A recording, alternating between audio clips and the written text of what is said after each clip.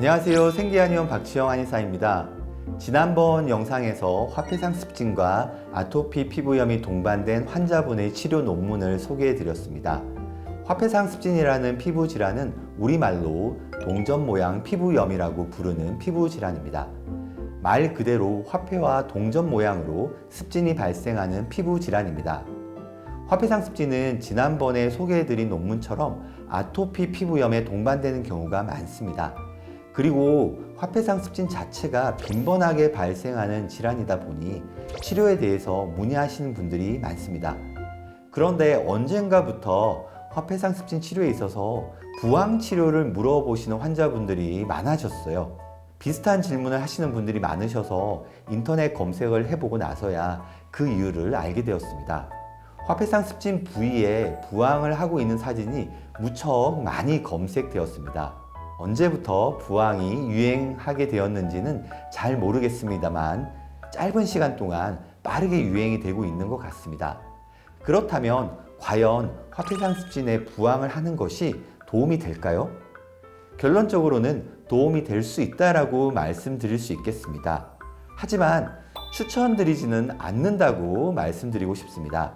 만약에 부항을 꼭 하더라도 무척 조심해서 시술하셔야 한다는 점을 강조드리고 싶습니다.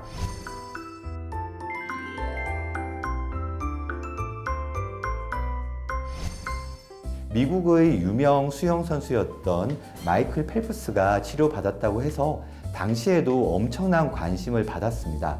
부항에서 부자는 붙인다는 의미입니다. 그리고 항자는 항아리를 의미합니다. 요즘에는 항아리처럼 생긴 플라스틱이나 유리로 만들어진 부항컵을 사용합니다. 부항컵 내부에 음압을 만들어서 피부에 압착시켜서 사용을 하죠. 이런 식으로 이렇게 부항을 사용하게 됩니다. 사용 방법이 무척 간단하고 효과가 좋기 때문에 집에서도 부항을 직접 하시는 분들이 많을 겁니다.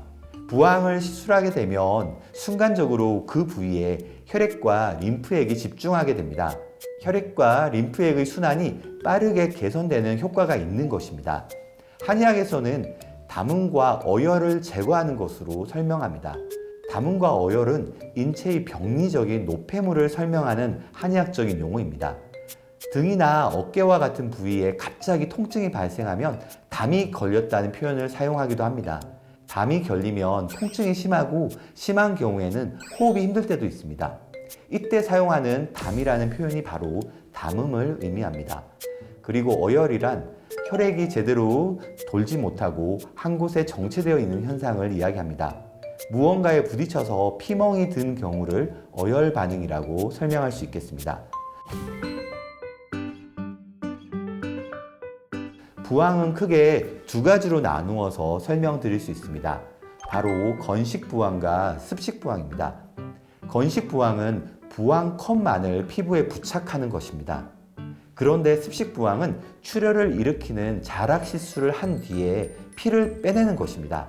자락시술은 침으로 피부를 찔러서 피를 내는 시술을 의미합니다. 그래서 습식부항은 시술 전후에 소독을 철저하게 해야 합니다. 운이 나쁘면 2차 감염이 발생할 수 있기 때문입니다. 그래서 대부분의 한의원에서는 습식 부항을 할 때 일회용 멸균 부항컵을 사용합니다. 상처 부위에 세균 감염이라도 생기면 무척 고생할 수 있기 때문에 조심하고 또 조심해야 합니다.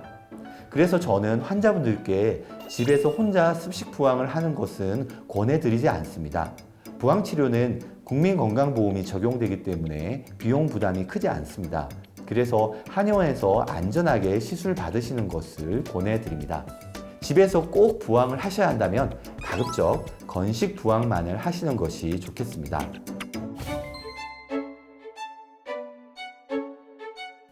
꼭 집에서 혼자 하시고 싶으신 분들은 제가 설명드리는 대로 안전하게 하시면 좋겠습니다.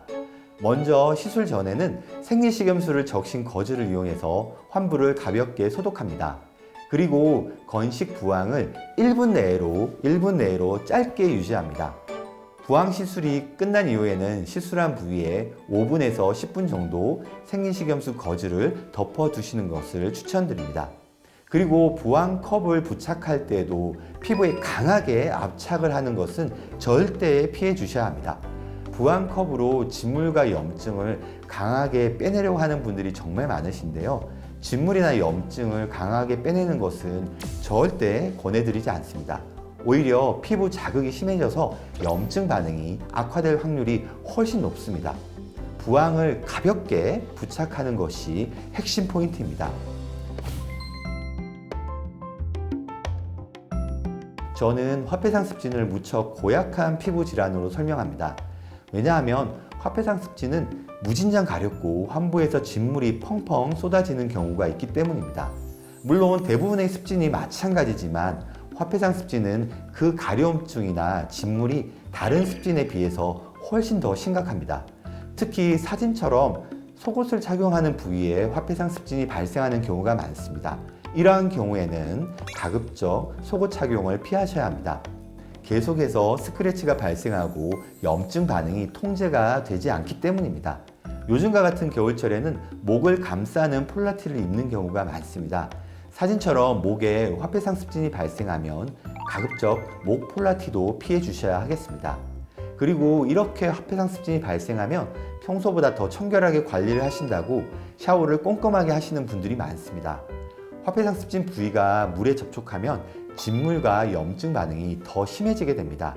그래서 저는 목욕이나 샤워도 권해드리지 않습니다. 특히 진물이 심한 시기에는 샤워 자체를 전혀 하지 않는 것이 도움이 됩니다. 제가 추천드리는 반신욕도 절대로 이러한 시기에는 하시면 안 되겠습니다. 저는 화폐상습진 부위에 건식 부항이든 습식 부항이든 잘 시술하지 않습니다. 물론 꼭 필요한 경우에는 부항을 시술하기도 합니다. 하지만 부항 치료를 하지 않아도 화폐상습진은 아주 잘 치료가 됩니다. 부항을 하면서 발생할 수 있는 리스크를 굳이 감수할 이유가 없는 거죠. 특히 습식 부항을 잘못하게 되면 2차 감염으로 심한 통증과 부종이 발생할 수 있기 때문에 꼭 주의하셔야 합니다. 이번 영상에서는 화폐상습진의 부항 치료에 대해서 설명드렸습니다. 집에서 혼자 부항 치료를 하는 것은 리스크가 있기 때문에 제 영상을 잘 참조하셔서 안전하게 부항 치료를 하셨으면 좋겠습니다. 그리고 웬만하면 한의원에서 안전하게 시술 받으실 것을 당부드리면서 이번 영상 마무리하겠습니다. 더 궁금하신 점은 댓글로 남겨주시면 답변 드리겠습니다. 시청해 주셔서 감사합니다.